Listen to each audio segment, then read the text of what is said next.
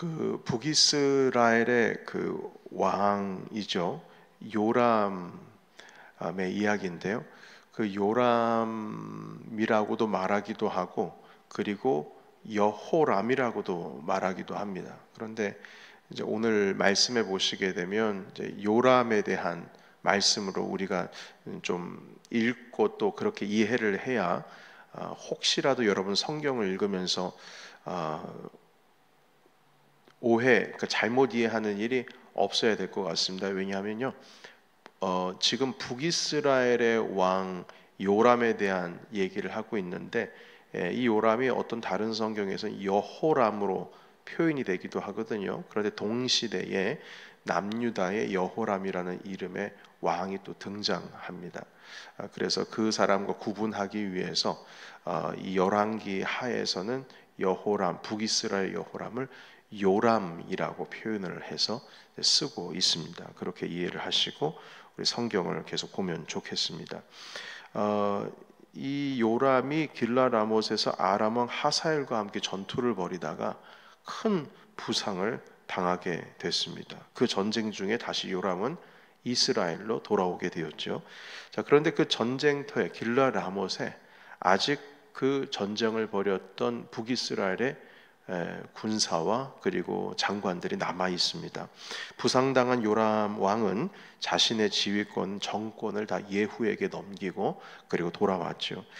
자, 그런데 한편 이 엘리사 선지자께서는 선지자 생도 소년, 그러니까 자기의 그 제자이면서 선지자 훈련을 받고 있는 소년 하나를 불러서 기름병을 가지고 길라라못으로 가서 나 대신에 이 일을 행하라 이렇게 말씀합니다. 그러니까 전쟁을 벌이다가 이제 마무리를 하고 있는 그 지역에 파송을 한 거죠. 그리고 기름병을 가지고 예후를 만나서 몰래 그 머리에 기름을 붓고 왕으로 삼아라. 그리고 내가 너에게 하는 이 말을 그대로 전하라. 그리고 기름을 붓자마자 당장 도망해야 된다. 이렇게 표현을 했습니다. 왜냐하면 엘리사 선지자께서는 그때 당시에 너무나 많이 알려진 분이었기 때문에 만약 직접 나서서 예후라고 하는 그 군대 장관에게 당신이 요람을 대신해서 이제 왕이 될 겁니다. 기름을 붓게 되면 요람 왕이 분명히 이것을 다 알아채고 엘리사와 예후를 죽이려고 할 것입니다. 그래서 본인이 직접 나서지를 않고 선지자 제자 중에 한 사람을 택해서 그 일을 행하게 한 것입니다.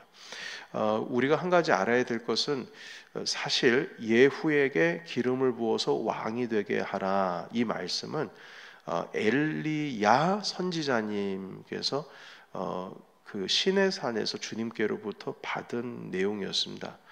그러니까 엘리야 선지자께서 갈멜산에서 예배를 통하여 승리를 하고 그리고 바알을 섬기는 선지자들을 다 죽이고 3년 6개월 동안 비가 내리지 않다 이제 비가 내리고 그 일이 지나간 다음에 그 하나님 그 아합과 이세벨이 바뀌지가 않고 이 엘리야를 죽이려고 하니까 엘리야 선지자께서 급히 이제 하나님을 뵙기 위해서 시내산 호렙산으로 가지 않습니까?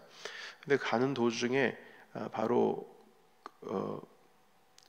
까마귀와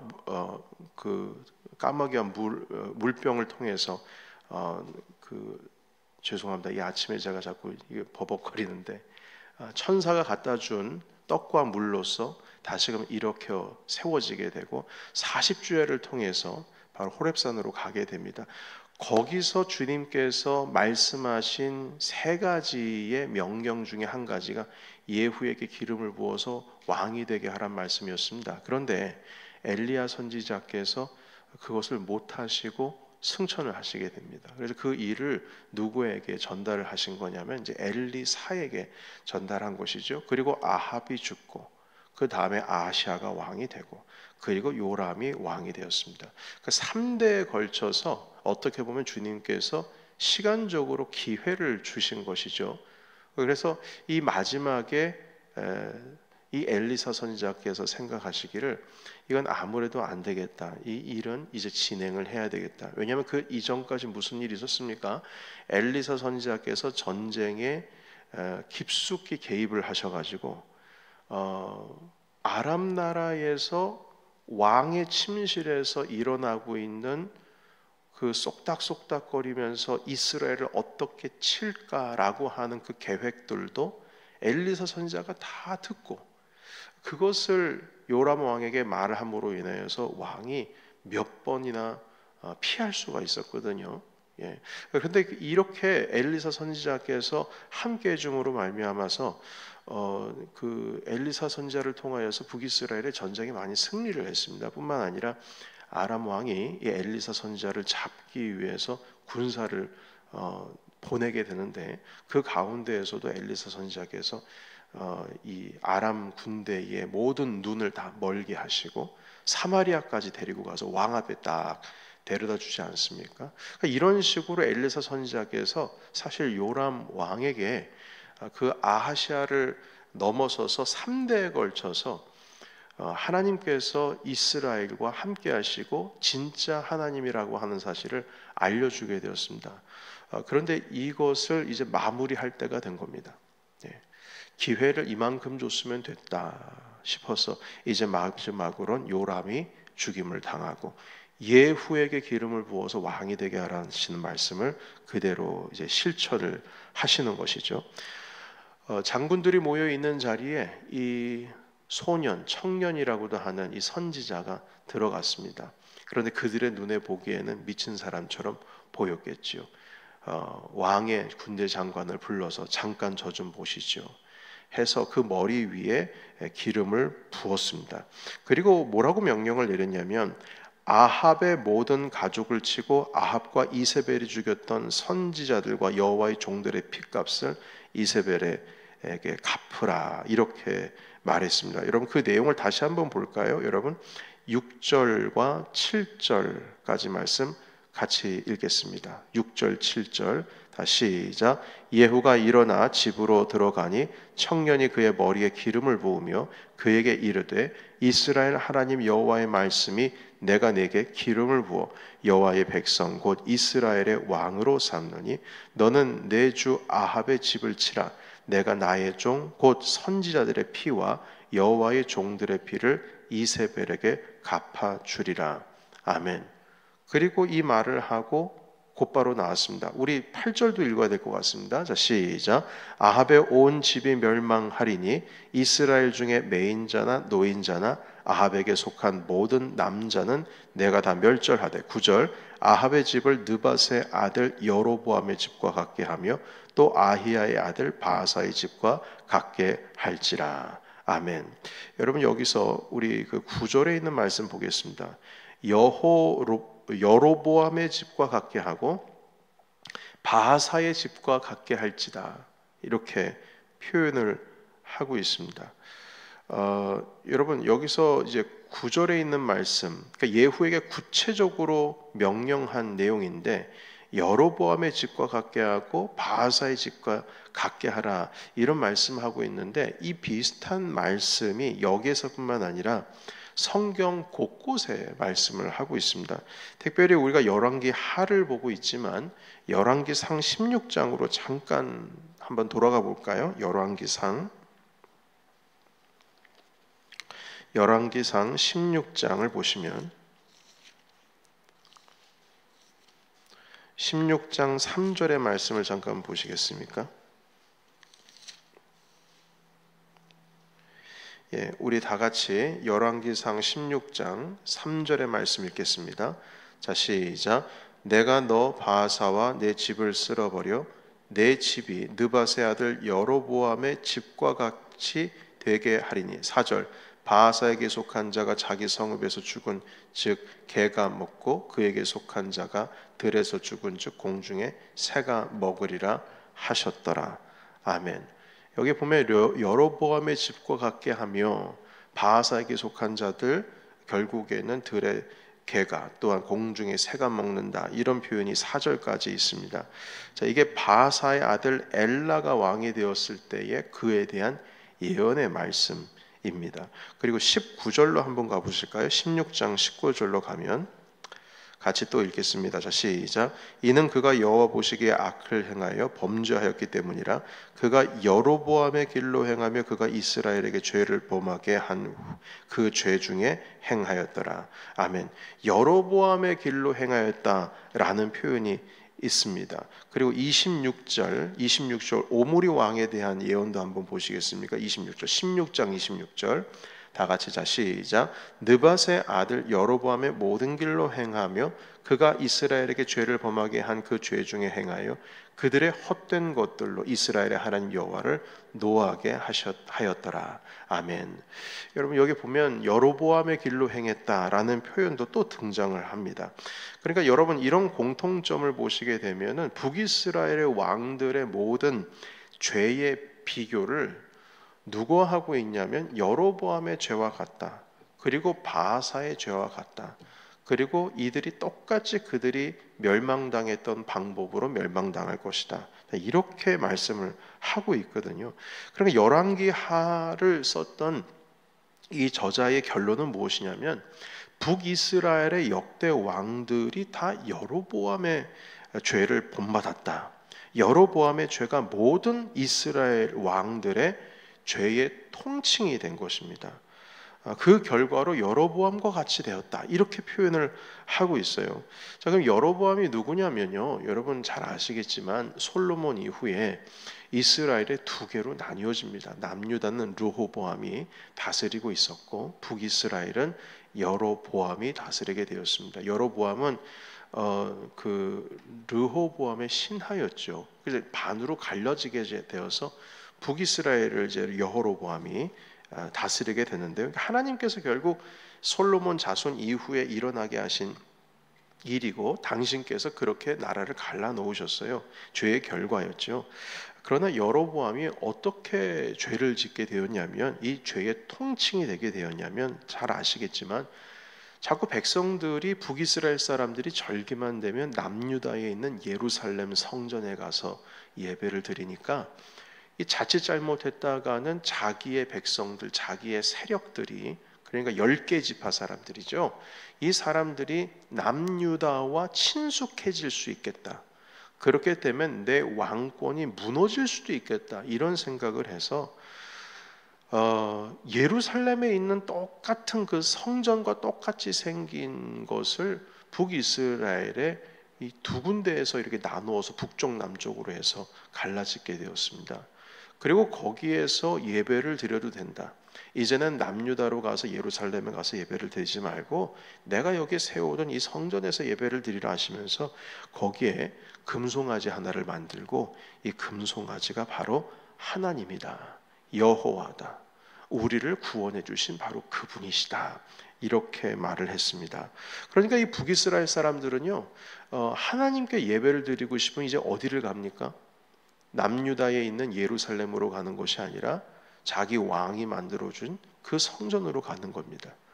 그리고 거기 가서 하나님을 예배한다고 하면서 어디에서 제사에 그 제물의 향을 피우죠? 바로 금송아지 앞에서요. 그러니까 말은 내가 하나님을 섬긴다고 하면서 바로 우상 앞에서 절하고 있는 거예요.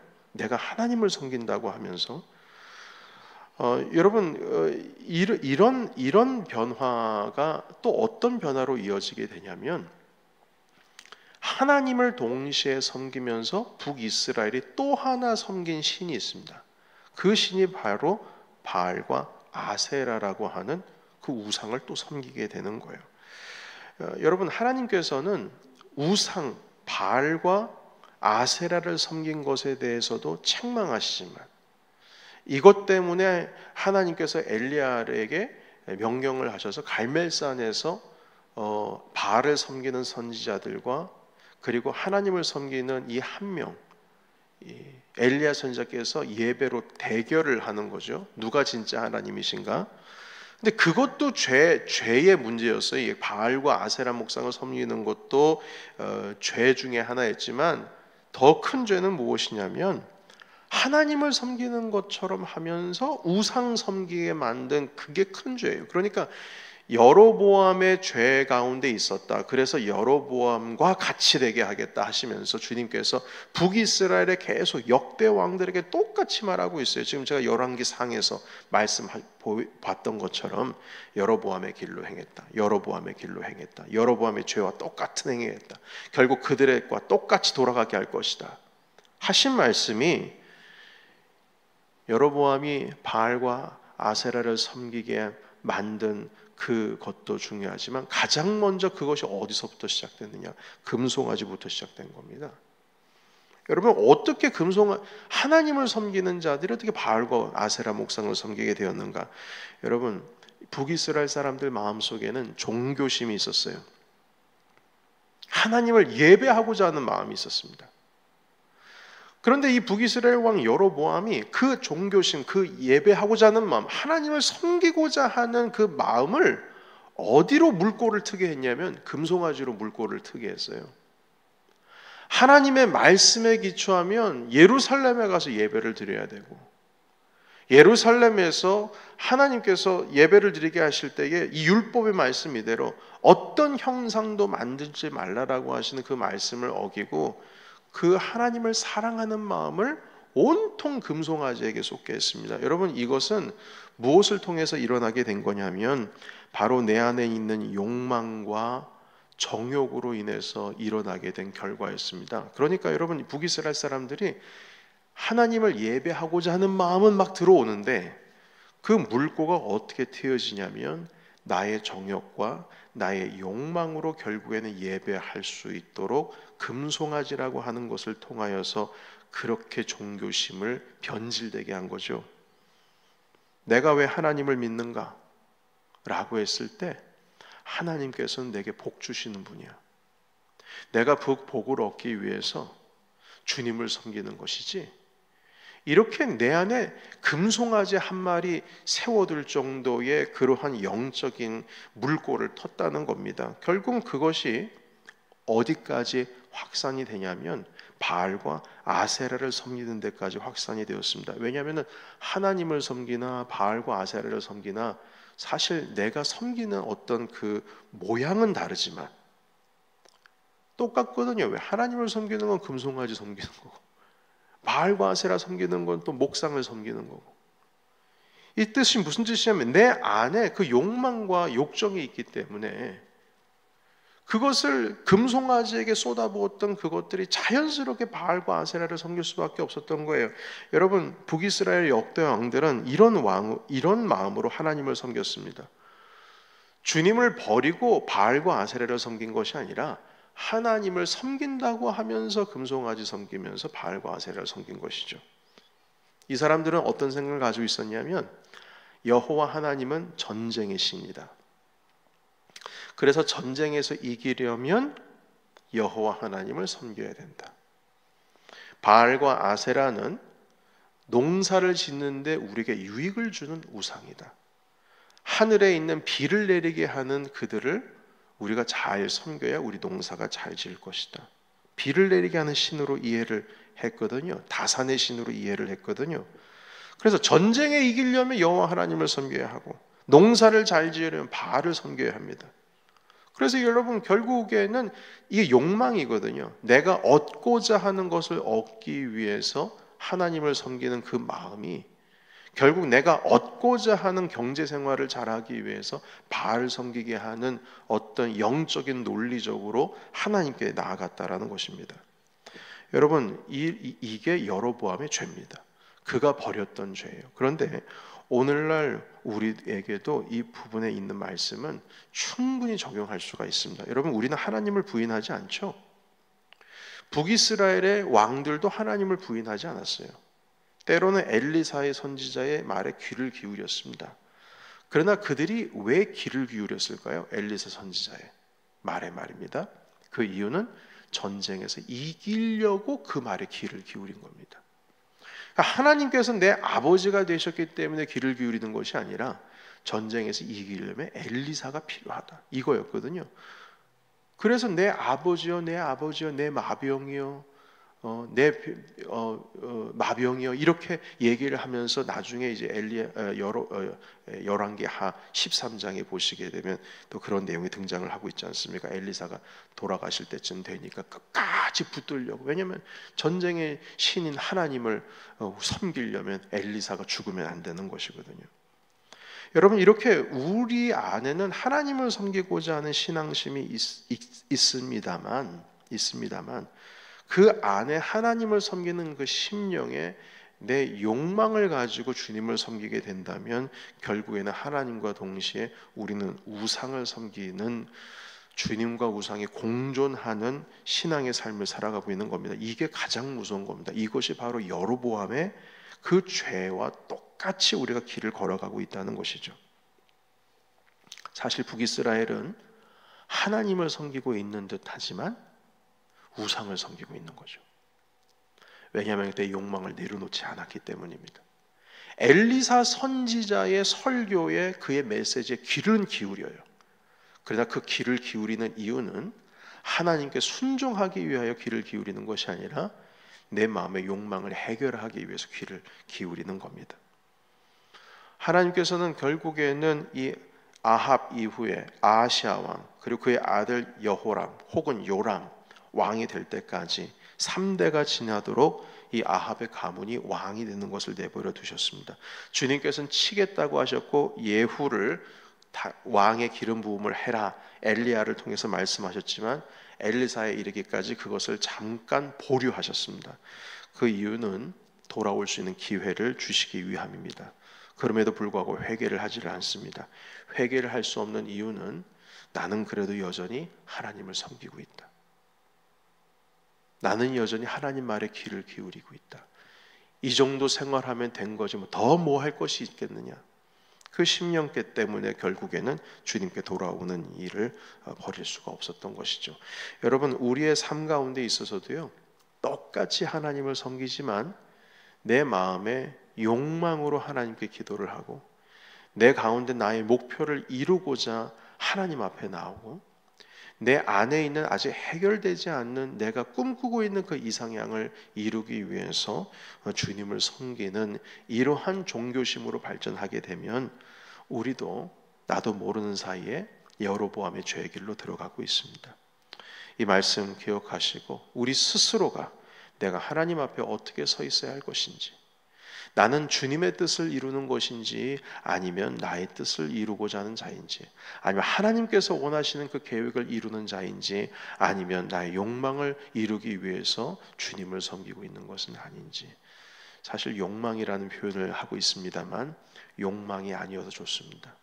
내가 생각하고 내가 계획하고 내가 원하고 내가 원하는 그 뜻하는 것들을 이루기 위한, 그것을 이루기 위한 하나님을 나의 도구로 사용하는 것, 그 모든 것이 여로보암의 길로 행하는 것입니다. 이 말씀을 통해서 오늘 이 아침 가운데에 하나님을 섬긴다는 것이 무엇인지, 그리고 내가 주님 앞에 욕망을 가지고 섬기고 있는 것은 아닌지, 나의 뜻을 이루기 위해서 하나님을 나의 도구로 사용하고 있는지 다시 한번 살펴보시며 오늘 이 아침에 할 수만 있다면 우리가 죄를 회개하고 주님 앞에 나아가셔서 온전하고 깨끗하고 순전한 심령으로 우리 주님을 섬기시는 저와 여러분이 되시길 예수의 이름으로 축원합니다. 아멘. 기도하겠습니다.